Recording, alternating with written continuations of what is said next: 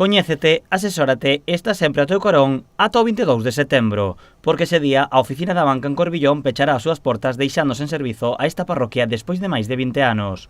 O Concello mostra o seu malestar por esta decisión da entidade bancaria. Non nos parece que sexa unha boa solución para os problemas que poidan xurdir de organización, tal como din os responsables da banca, posto que é a única entidade que se atopa na parroquia de Corbillón e ao pechar esa oficina, pois moitos veciños e veciñas de Cambados van a quedarse en ese servizo, non solamente de Cambados, senón veciños que están pois justamente no límite con Vilanova, que se podían achegar a esa entidade e que xa non o van a poder facer.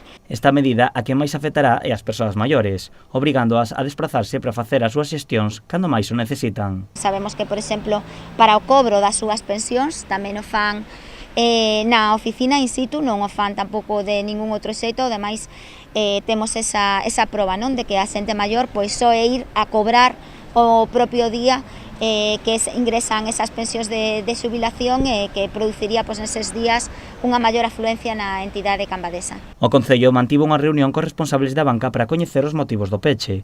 Dende a banca tamén comunicaron ao Concello que non despedirán aos traballadores da oficina de Corbillón. Na que a explicación que nos daban é que, bueno, o número de operacións que se levaban a cabo nesa oficina que eran moi poucas en relación con ou en comparación con outras entidades e que, polo tanto, que eles desexaban era centralizar todos os servizos na oficina de Cambados, cousa que non vemos que sexa unha medida positiva, senón todo o contrario, polo que decía, non, esas aglomeracións de persoas nas oficinas sobre. A pesar das explicacións, as formacións de Cambados presentarán diferentes mocións en contra do peche da sucursal.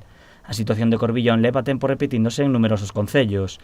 Nesta ocasión, a igual que Cambados, a banca tamén pechará a única oficina bancaria de Portas. A Corporación Municipal celebrará un pleno para valorar accións a tomar.